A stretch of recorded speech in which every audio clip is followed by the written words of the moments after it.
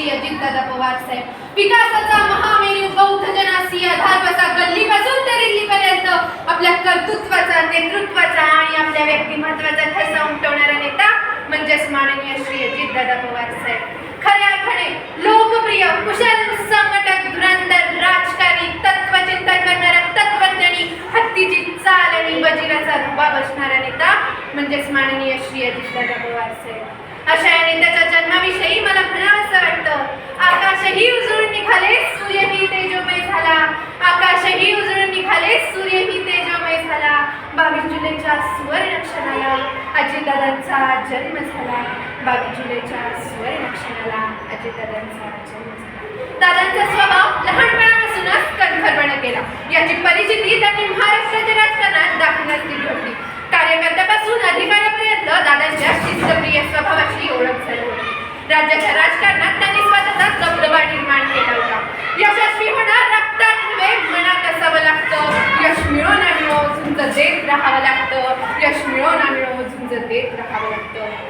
महाराष्ट्राला कला, क्रीडा, कृषी, कौशल्य इत्यादी क्षेत्रात अग्रेसर बनवण्यात दादांचा सिंहाचा वाटा आहे. महाराष्ट्रात आलेला दुष्काळ असो की महापूर असो, तात्काळ आर्थिक मदत देण्याचे काम त्यांनी केले आहे. पक्षामध्ये पुरुषांप्रमाणेच महिलांनाही आदराचे स्थान त्यांनी दिले आहे. आज दादांच्या मार्गदर्शनामुळे अनेक स्त्रिया काम करत आहेत. महाराष्ट्रातील अनेक उपक्रम मार्गी लावण्याचे काम त्यांनी केले आहे. अशा या कार्यसम्राट नेत्याचं वर्णन शब्दात करणं कठीण आहे. हवा वेगाने नव्हती, हवेपेक्षाही त्यांचा वेग होता. हवा वेगाने नव्हती, हवेपेक्षाही त्यांचा वेग होता. अन्यायाविरुद्ध लढण्याचा इरादा त्यांचा नेक होता. इरादा त्यांचा नेक होता. असा नेता लाखात नाही तर जगात एक होता. जगात एक होता. जगात एक होता.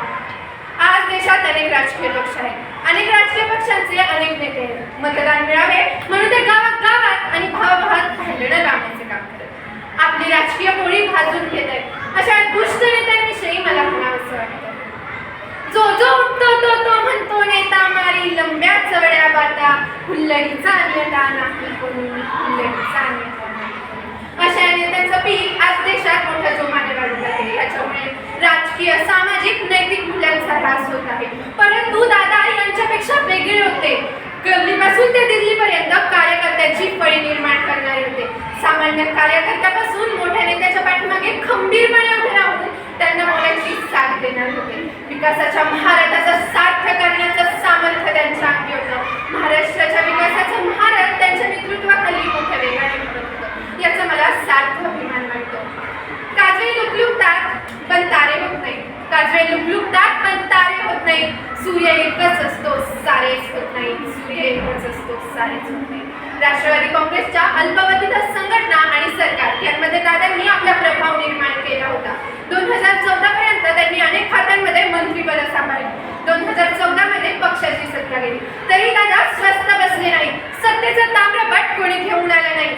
सत्ता गेली तरी गोरगरीब, दीनदलित, तळागाळातील लोकांची सेवा करीत राहण्याचे व्रत दादांनी घेतले होते. म्हणून दादा म्हणायचे, अरे लढता लढता हरलो जरी हरल्याची मला खंत नाही. लढता लढता हरलो जरी हरल्याची मला खंत नाही. लढा माझा माझ्यासाठी नाही. लढाईला माझा अंत नाही. लढाईला माझा अंत नाही. 2019च्या विधानसभा निवडणुकीत दादांना हरवण्यासाठी अनेक विरोधी पक्षाने जीवाचं रान केलं. रात्रीचा दिवस केला. पैशांचा महापूर आणला.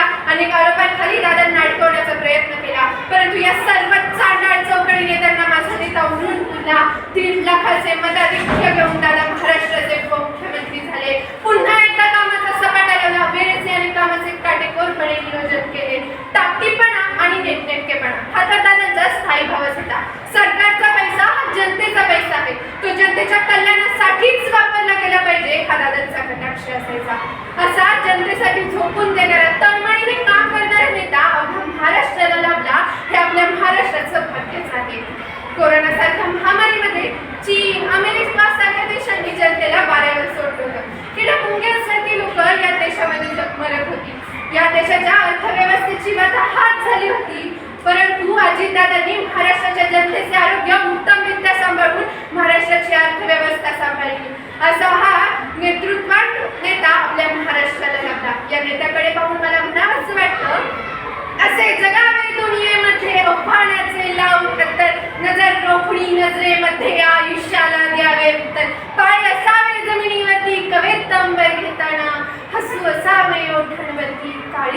देताना हसू असावे ओठांवरती काळी सकाळी. अशा माझ्या लाडक्या नेत्याचा 28 जानेवारी 2026 रोजी विमान अपघाताने प्राण गेला. अखंड महाराष्ट्र कळकळला. अशा नेत्याला त्यांच्या जयंतीनिमित्त मी विनम्र अभिवादन करते आणि इथे